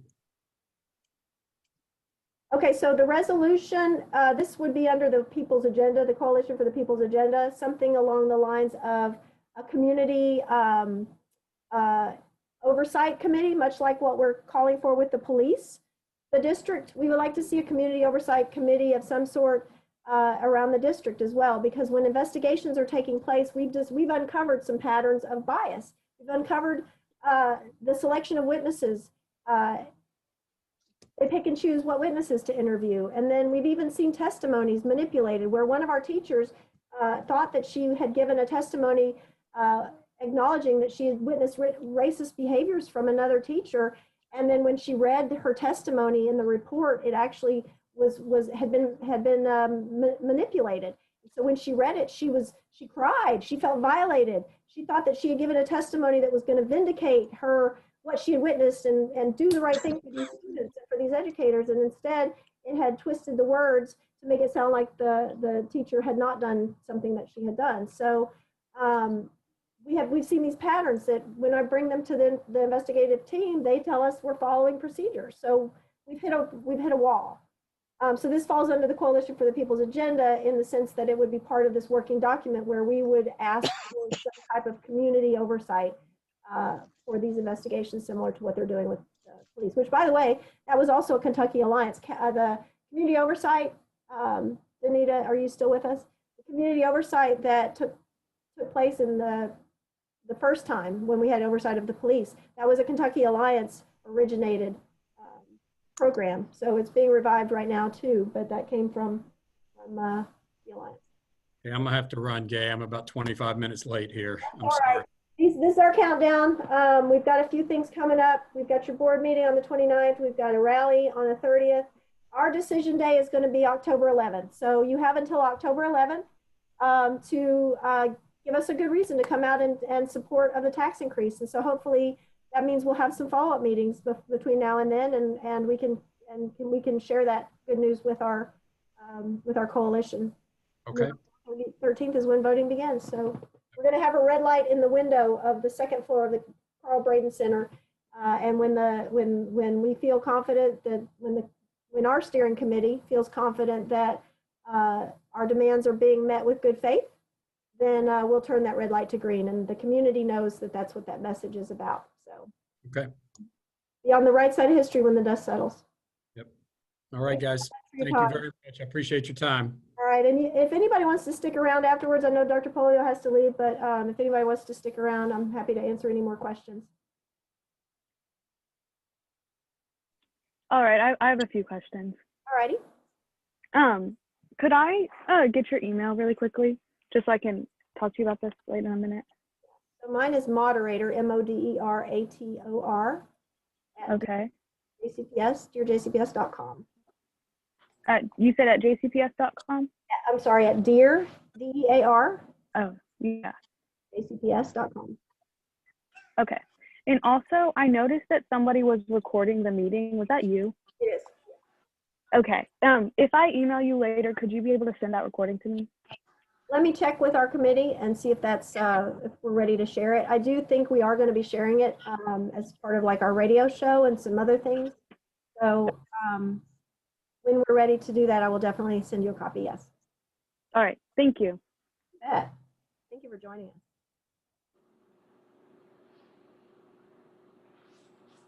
Any other thoughts? Feedback? Was I too, what you guys usually tell me I'm too aggressive. So was I too aggressive? You're always too aggressive. You are really aggressive, but He said 5:10 and you didn't let him go till 5:35. I was like, dang. I don't think you took a breath in that 25 minutes at all. I don't think you breathed at all. You just was like, I know. He was scared to say, I gotta go. Like, I really gotta go. He was like, you know, he could have met us sooner. I don't know what he was late for, but Right. he was late. And they shouldn't make it so we have to cram everything in an hour call where he took up the first half. I mean, come on now. yeah.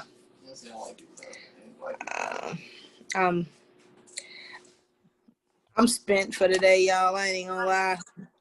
I'm spent. Me too. I'm mentally exhausted, and I'm watching the stuff that's going on downtown right now. I can't see nothing. Because I normally watch on my phone, and y'all are on my phone, so I can't watch it on my computer for some reason.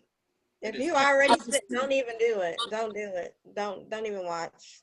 Yeah, one of the things that made me late was that I actually ended up on the outskirts of the barricades right when I needed to be heading back towards home, and oh my gosh, it was starting to get a little chaotic. I mean, and then I watched about at least 24 KSP come off the interstate along with the mobile command unit. Actually, like recorded like the last third of them rolling down the interstate, like coming off the interstate, going, "Oh my god!" But I just can't. I can't look away from the pain of my community. Like I can't turn a blind eye to think that I'm in my house and I'm not hurting. I want to be there with them. I want to be a part of this process, but yeah, I was literally probably I might have been the only Uber driver in the city that would stay in the West End. So I was like, okay, I'm sorry, y'all, I gotta go. I gotta get to this meeting. Because I was like, quit, I can't stop taking calls now. So, but yeah, people were pretty frantic trying to get home and everything. Well, I know everybody probably is spent today, and I think we're going to hopefully get another chance to talk with him before they do anything on student assignment. And, the ball's in their court. And I think that's what I wanted to make sure was real clear. And as of right now, they don't have the vote. And if October 13th comes around and they still haven't earned the vote, there are people who will be telling people to people will be going to the polls. Gay, are you following this up with like an email or something to him so that it's in black and white in front of him exactly what yes, that's a great what it looks like to earn? Because I think a lot of it, I love that he seems to have an answer for everything you say. And I don't think that his thoughts are misguided. I hear and understand what he was trying to say, but at the same time, I don't want it to just be earplay, or another politician-like answer that does not really lend to the type of collaboration that we're looking for. So, how is it that some people in certain positions as his are able to do whatever their agenda is, but then there are other people in his position like his that say, well, that's not what the people want. There's these people who are just racist and you got to please them. Yeah, he didn't say it like that, but it's like I don't get how some are able to just push through, like our president. just push it on through, like Mitch. Oh, you're talking about just sign an executive order just skip one the bureaucracy and of just it all. push stuff on through. He can seat whoever he wants to seat at the table. I noticed that, and that's what stings me when a person say, well, it's not just up to me. It's not, I don't have no control over that. But you're in a position and you create these tables. Right. And the crazy thing is that you say that is because, like, watching the board meetings, the last two ones, and I talked to Gay about this, it's like Marty makes decisions without the board because you then present to them and then you take out information that they don't know about, just like the community hubs. They don't know all the background information that we know because we got information on the inside. What's he doing out there? But you present to the board half of the information, and they're all like, oh, wow, we're doing this. But they don't know all the things that happen in the background. That they took away some of the Black churches, they took away some of the things that the churches wanted to do, and they limit them access to things. Yeah, that's what I'm talking about. He's saying that there's some board members that, and we've spoken to the board members. They said, well, there's other people that we don't even know how to get to the buck because they're passing the buck back and forth. Well, it's their fault. Well, it's their fault. Well, it depends on them. No, it depends on them. We don't. So right. That's the frustration. Where does the buck stop? Mm-hmm. Right. Right. Or at least tell us where it begins so we know where to start. Exactly. And those little answers he gave, like, oh, I don't have anything to do with any of that. you know, that's the same thing we heard when we were frustrated with some of the things happening in PTA. And But how come you donated to them though, but you're not I caught that supposed too. to be a part of them because you're a JCPS employee? I was I like, caught that too. huh? I'm confused. I think I might be sleepy, but you donated? Mm-hmm. And you're not technically supposed to be a part of them because you're a JCPS employee. So what is that? You're saying that you buying or donating into it gives you a seat at the table, or are you saying that you donating into it gives you the ability to have a conflict of interest in their support of policy, procedures, and funding that is directly related to our district? I'm trying to figure all of this out. You know, I'm new to all of this, Gay, so I ask questions. I'm trying to pay attention, and literally, I'm working towards building my vocabulary so that I can be amongst you all and when I have this seat at the table, I'm able to bring something that's worth something. But I'm appalled and astonished at the things that I am seeing as I venture to have a voice in our community, because I can't stand on the front lines. I want to be in the movement somewhere. And so, yeah, I'm like, wow. You know, I've traveled, you know, working for the airlines and everything. I've traveled a lot. And everywhere, and I kid you not, especially in the East Coast, everywhere I've been, you know, Kentucky is a joke. The school system is a joke. It is, I mean, a running joke. I kid you not. I kid you not. And just imagine if we could build a school system that would be the envy of the nation. Imagine that. I mean, where doctors come up at, we're Harvard, the pre-Harvard of all the schools. You know what I'm saying? Imagine that. Like we were trying to tell them, we're not trying to tear it down, trying to build it up. Right. Well, we want to build productive citizens. One of the issues is they take brand new teachers and they put them in the most struggling schools without any support and without any help. And then you have brand new principals and brand new teachers, and everybody's brand new. And these kids never are able to build relationships with adults because they may or may not be there the next year. It's like a revolving door, and it just doesn't stop. And brand new principals and brand new teachers are not what the kids need that need the most help, that are the most vulnerable.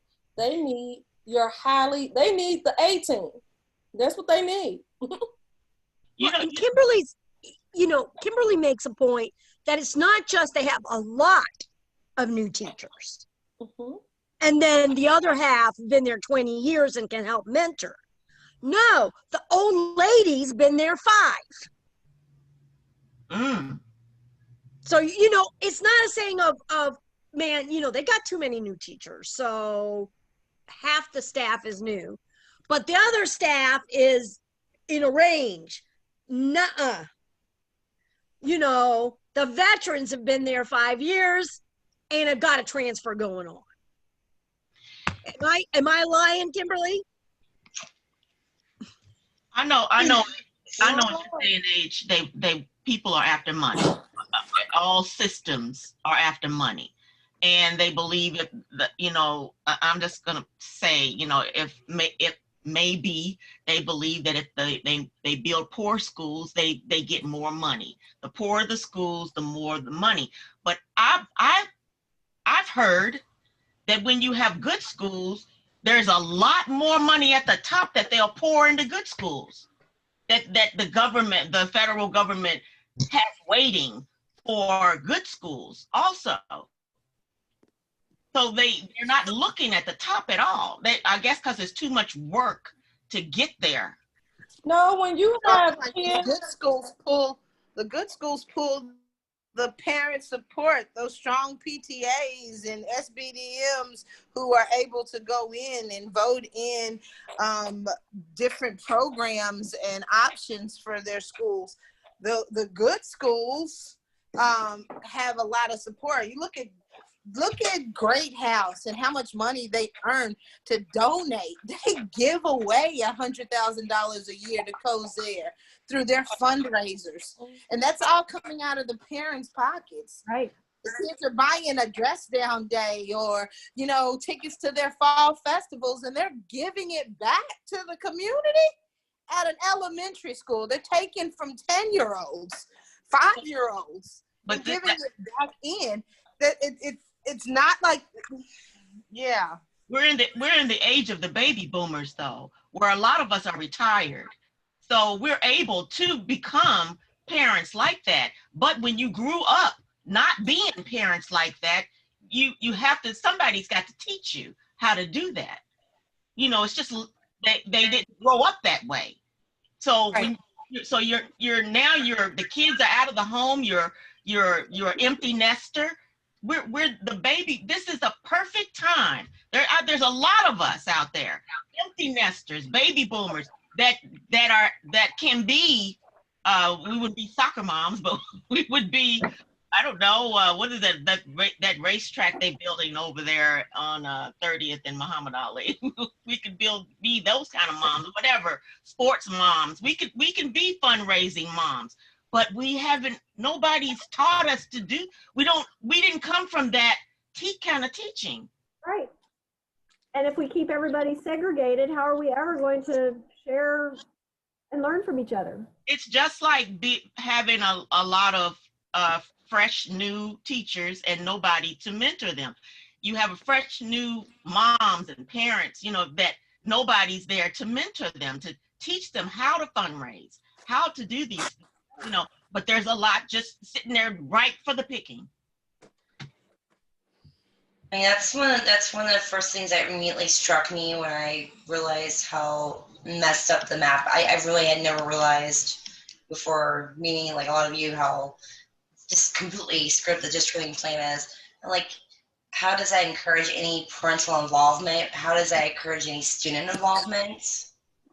I mean, oh geez. I mean, I had one school that I automatically opted out just because it was a 20-minute drive from me when I was looking at my own child's options. And I'm like, you know, if that being a actually relatively closer choice than a lot of these schools have was too much of a pain for me to even consider, I'm like, I don't even want to think what these parents have to go through. Yeah, exactly. Well, and that's why the evaluation for the student assignment plan is so critical, because how students are assigned to schools impacts and has so many domino effects.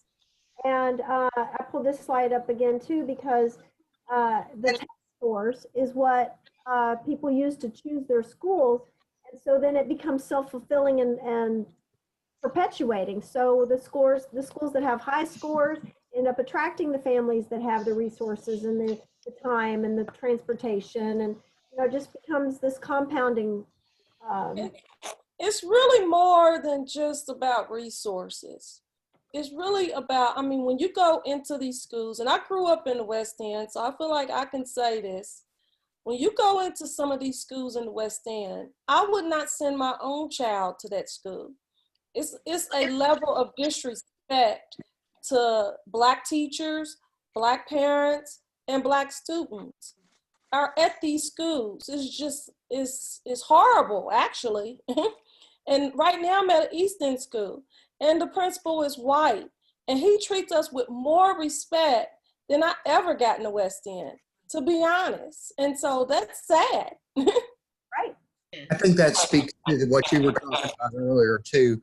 So just imagine being the white teacher in some of these buildings and then a brand new white teacher. So it's the culture shock. It's not just money. It's throwing all these teachers that may have the best ideas in the world, but they've got, you know, a few years to learn to be able to deal with the student population. And the culture shock is so bad, they wait their 5 years and then they're going to transfer out to the East End and never look back. And that's the pattern we have going with teachers, and we've got to find a way to break it. I was wondering why they don't allow the students to help out. You know, when students follow students, peers were my worst. You know, I'm fighting against peers. I'm trying to teach my daughters one thing. They come home, but she said, well, how old is she? 12? 12? And you're going to go with what she said over what I said? You know, so I just wondered what happened to student unions. You know, why won't they let the students? The students do exactly what you're saying, but the conversation is more like, oh, they treating you bad? Well, that means they're treating me bad. And so I'm going against them too because of how they treated you. So they're aligned with each other based on bad treatment. Okay, I didn't get that one. Say that again. The kids are loyal to each other, yeah, especially when it's negative. From somebody's been an adult, has been negative to one of their friends, then they're going to side with their friend. So they're going to be ready to burn up the school if the school was bad to their friend or if the school was bad to them. Okay. So there's no way to show them that I don't know how to get, well, I do know, you know, as far as, you know, like if you take, and I'm gonna say it, if you take gang members, there's an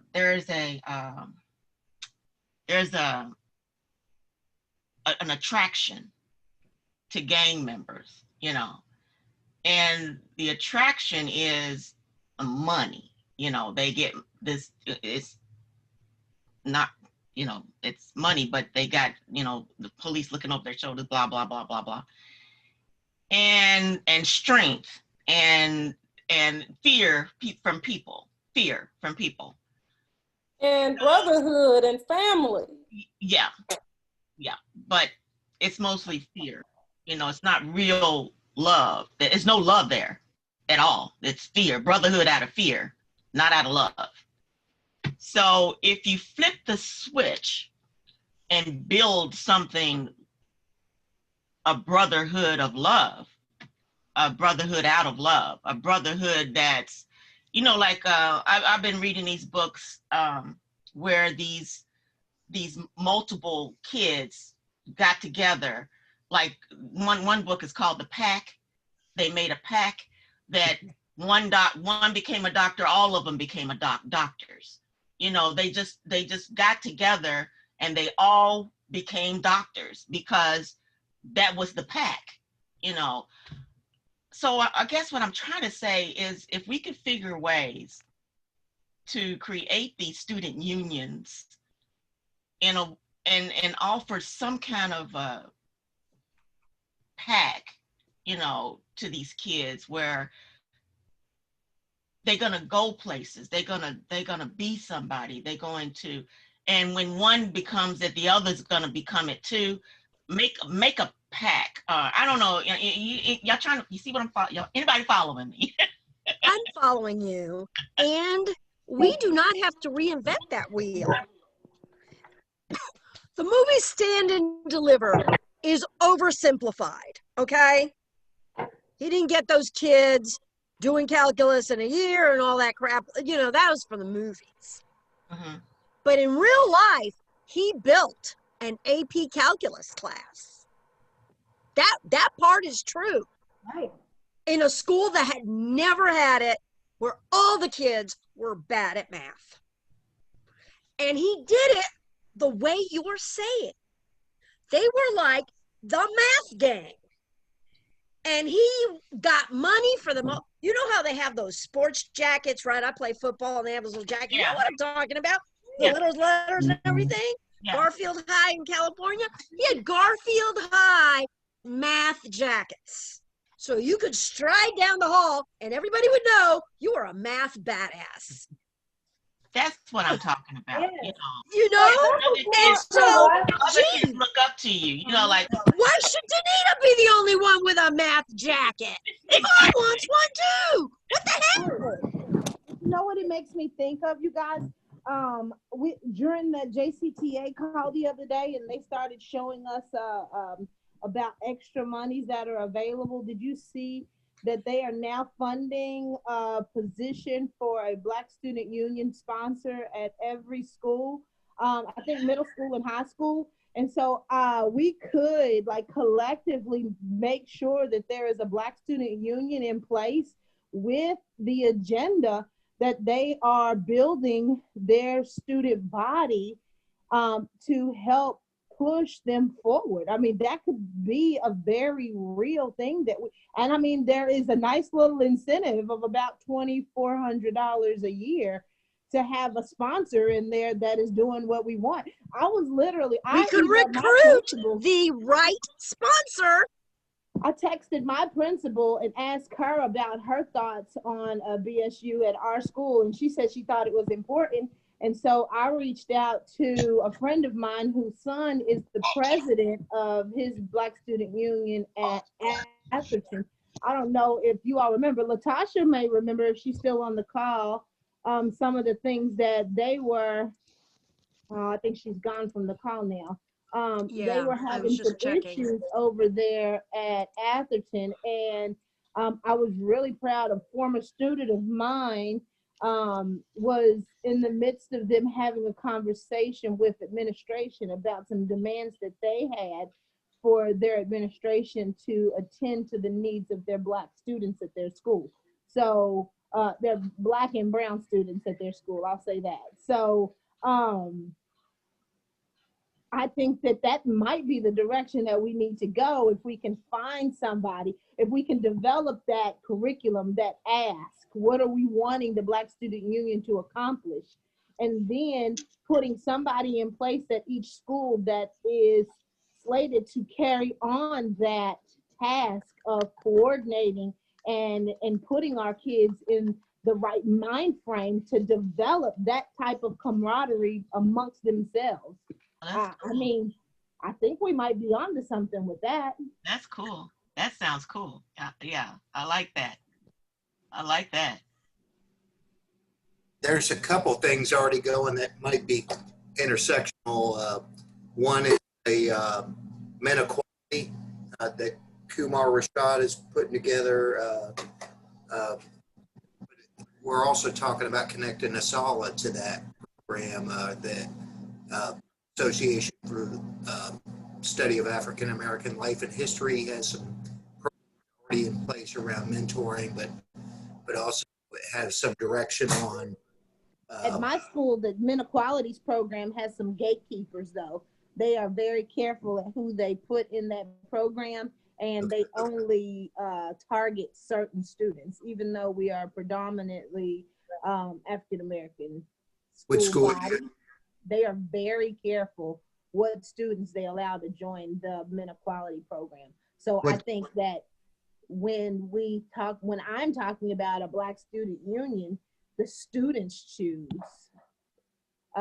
who their leadership is, and the students choose who goes in what position. The sponsor's job is to give them the power and to help them to foresee or move correctly, in my opinion, but the power and the control comes from the kids.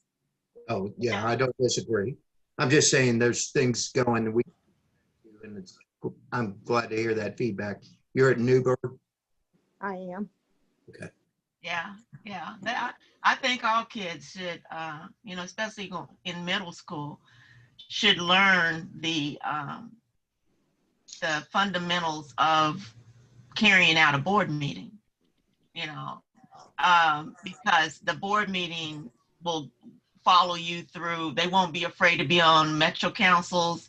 They won't be afraid to join the Capitol Hill, be in Congress, because a board meeting is a board meeting is a board meeting, same structure all the way up to the top, they will be very familiar with things like that, you know, and they won't be a fish out of water at all. So that kind of student unions, you know, I ran a 4-H club, and my 4-H clubs all over were structured as board meetings. They chose their own names, their own secretary, their own treasurer, their own president, vice president, and they carried out meetings, you know. So I wanted them to get a little taste of what it is to run a board meeting. So I know we probably ought to wrap it up. Put these dates on your calendar. 1 week from tonight is the rally at Van Hoos. There will be speakers. Still here. Let me know about, you know, you following through with that. Black. Say again?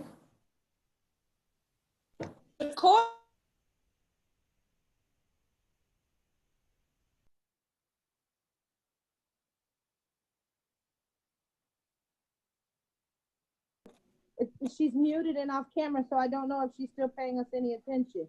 I would love to chat. I was, like I said, I reached out to my friend's son, who's the president at his school, because I wanted him to maybe be available to help train some of our students. Since I have my principal's support, I don't know at what point she would allow us to begin that, because our Safe Schools application, which is the application we have to fill out in order to start clubs at our school, I don't know if that falls under the same guidelines, because those dates have already passed.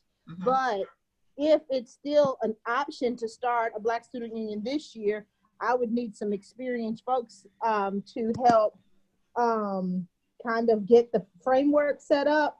Mm-hmm. So that, because I'm kind of new to all of that, but I saw that in the minutes the other day, and I was intrigued to want more information. Do you know Quintez Brown? You ever heard of Quintez Brown? No. He led a Black Student Union at Manual High School.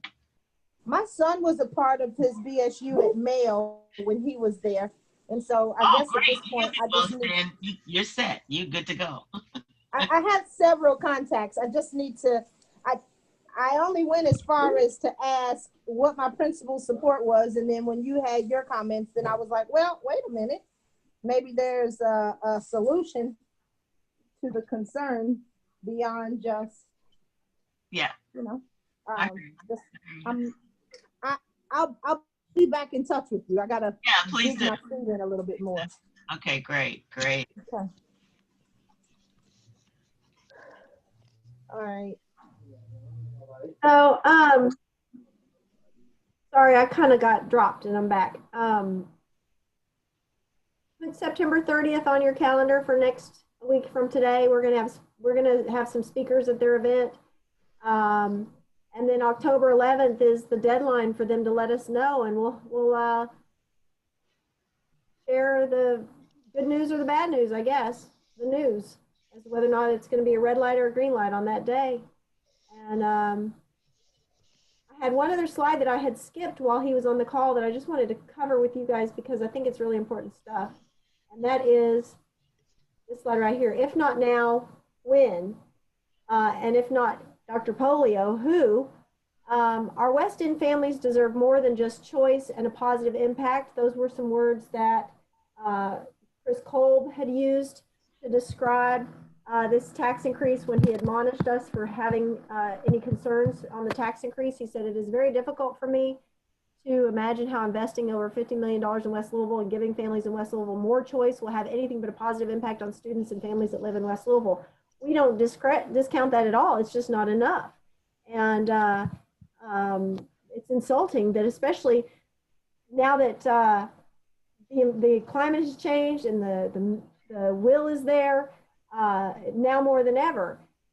We want more than some plan that took them 2.5 years. It was pre-pandemic and pre-movement for Black lives. And as James Craig mentioned in the during the board meeting last week, this is not new. So if it's not new, why are we having to settle for it? What are you doing now that we are in the midst of this movement and in the midst of a pandemic? And why are you making us eat 2.5-year-old stale bread? So I wish I had time to talk about this with Dr. Pollio, because their own words indicate that they don't get it. And so that's what Latasha and I talked about before. And I see she has dropped off, but they have to demonstrate that they get it. And if we're not seeing that. So now more than ever, it's time to address racial inequities head on. The student assignment plan isn't even equal, much less equitable. That's why we need the REAP. Now is the moment to make meaningful change we all know needs to happen to be on the right side of history. Give us a reason. I did say that. The SEEK formula. We've got money leaving the county that would benefit the West End if it wasn't part of a big district. Like if it was another rural district, the SEEK formula would benefit the West End. So we non-West End families need the West End more than you guys need us, I'll tell you.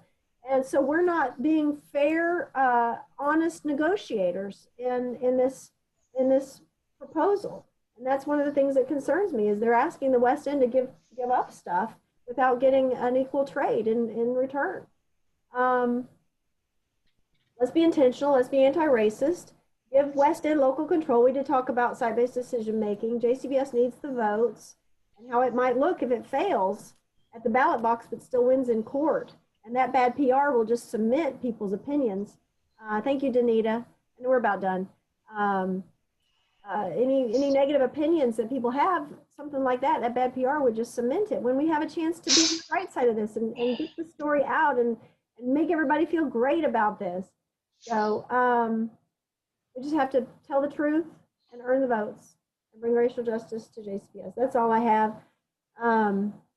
Thanks everybody for joining the call and for making sure that Dr. Pollio knows that there is a groundswell of concern and that he's going to need to meet us where we are, and the ball's in his court. And yes, Kenyatta, that was a great idea. I will send a follow-up email summarizing the demands and some examples and things so that we have a way to say, look, here again,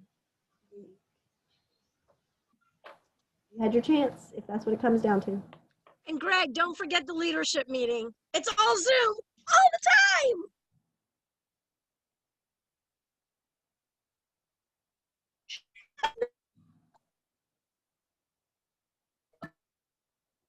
And Yvonne got locked up right then, it looks like. It's either her or me. We're all locked up.